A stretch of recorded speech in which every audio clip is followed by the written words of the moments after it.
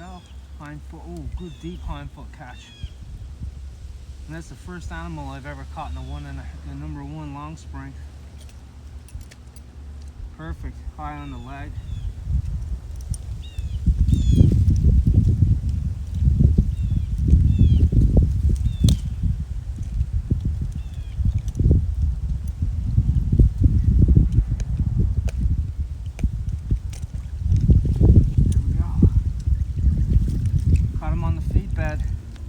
That's the only one I caught. Should have set that other feed bed. They're not using the trails. All right, let's reset it. My drowning wire worked. Actually, my improvised drowner worked pretty good. Took it down.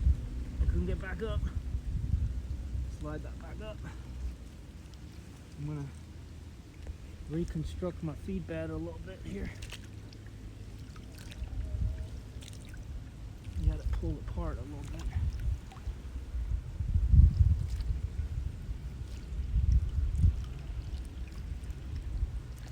Need at least a base so I can put the trap on.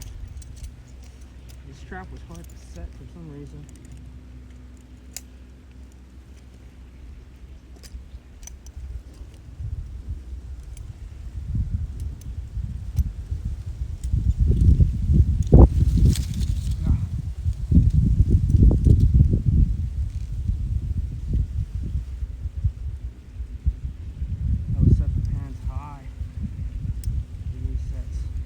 That pan really loose.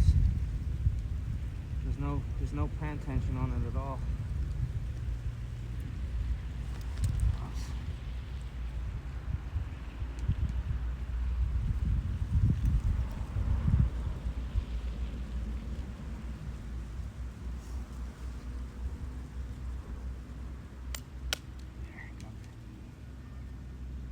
So I had to twist the spring to get the jaw to lay flat, and then I have the pan pretty high because I want him to like stumble into it.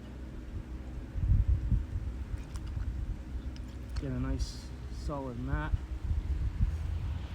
Put it up there like that. Hopefully another one will come back tonight. So my drowner rig worked well, sinking. Today I brought my my fiberglass pole, so there's another feed bed down there and there's another feed bed up there. I might actually put another trap on this one because they're not using the bank runs because of the low water. So I don't know whether they have tunnels further out that go up underneath the bank that I can't see. But I checked all my runs and my one trap down there is knocked over. But the other traps I set in those bank runs are actually empty. I can't believe it. But obviously we're gonna have to change tactics here, and we're gonna set up some more feed bed sets. I have some 1.5 coils, and I have some more number one long springs I got so long ago, and I never used them. But I think today they're gonna be effective for me. All right, let's get setting some more traps. See, there's another little feed bed right there that they have. So I'm wondering if they're using these instead of the tunnels,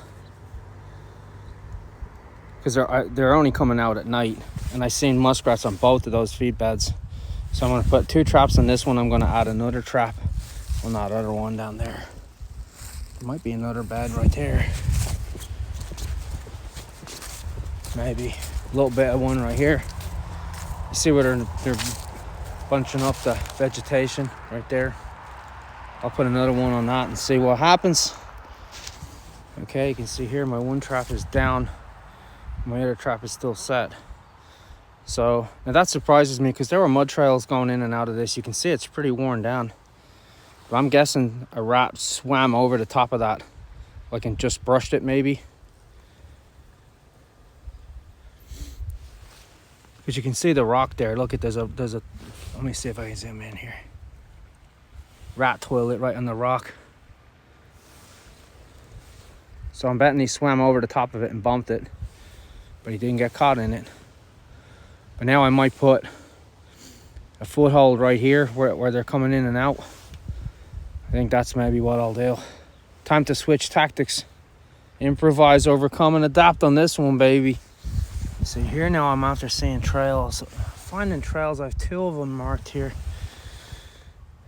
where they're pretty fresh looking, and it looks like there's fresh mud on it where the muskrats are coming up. There's the tracks right there. Look at, they're coming up out of the mud, and then they're coming up onto the bank to eat the grass. Well, now my 120 double spring is waiting for them there. Here's another one here. You can see it's almost like a little miniature beaver slide. Lots of muskrat tracks. They're coming into that little point. Look at all the tracks in the mud there. They're all over that flat. But I think it's the same deal. You can see the little mudslide here. He's coming up the mudslide out onto the bank to eat the grass. So again, I have a 120 in there. Hopefully a mink will go in there. You never know. Okay, this time I'm going to use a mini drowning rod I have made here. It's just a big giant washer. And then I'm going to use my Hags bracket. So this is only about 4.5 foot long. It's one I usually use in the creek. But what I'm going to do is I'm going to use my fiberglass rod. Like so. Ground as hard as a rock. And then I'm going to anchor the drowning rod to the fiberglass pole, and then we're going to have the trap on the pole, and then we're going to go from there. Other end I'll just stick into the bottom of the pond, and we're going to use a little modified no, this is a number 1 little coil spring. Hopefully that'll take us a rod or 2.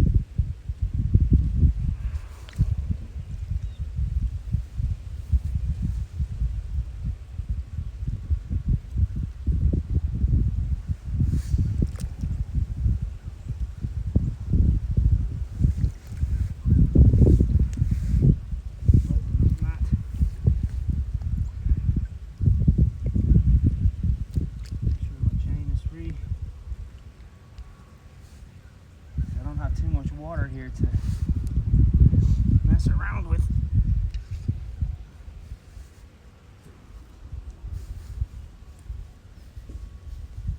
It's pretty shallow. Otherwise I would have just put the Hags right on the pole. But the water right here is, you can see I'm standing right next to it. It's only just covering my ankle. It's not enough to drown the muskrat. So I really wanted to drown. I don't want them stuck in the trap fighting it. They just wring their foot off and get away. So now I have this one set, and I'm going to do the other one. I'm going to set it with wire drowners.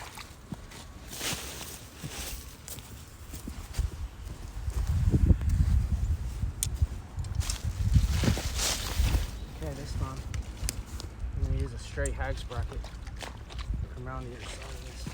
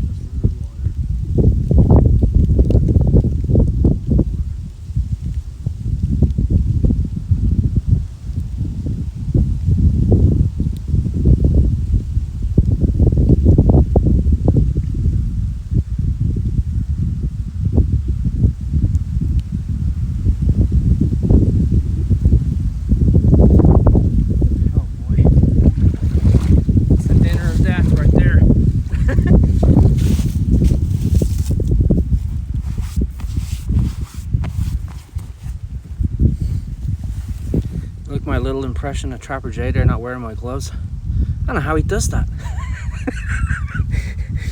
My hands have been in that water 10 seconds and they're numb already. Now it started to rain and I just took off my jacket because I'm sweating in these freaking waders. Oh yeah, you gotta love trapping. You gotta love it. Okay, just so as you know, you can also use your hags bracket here as a drowner slider. You can use it two ways. You can use it as a drowner on a 1/2 inch. You can use it as a drowner on a 3/8 inch, or you can use the hole in it for the wire.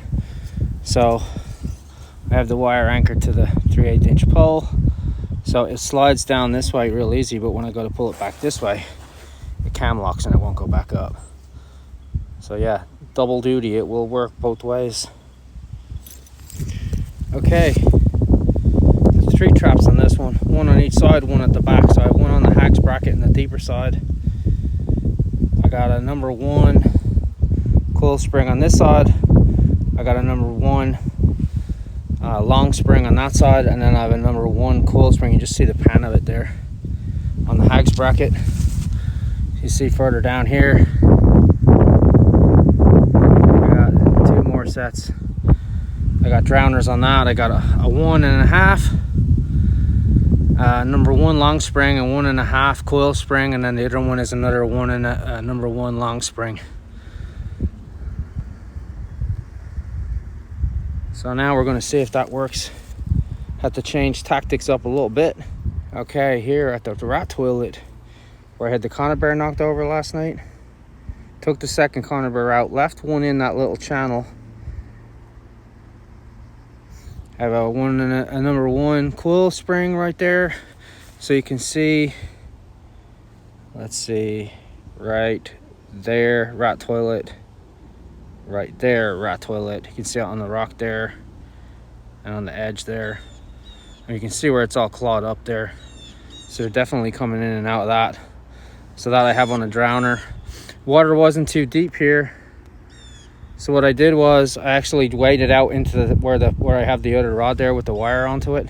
You can just probably see the drowner wire right there. The water will clear up.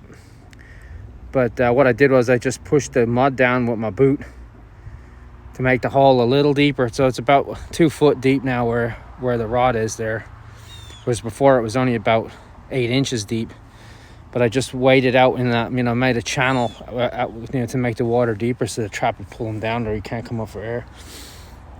You got to be careful with muskrats and foothold traps because they're tenacious and they will fight that foothold trap till he wrings his foot off.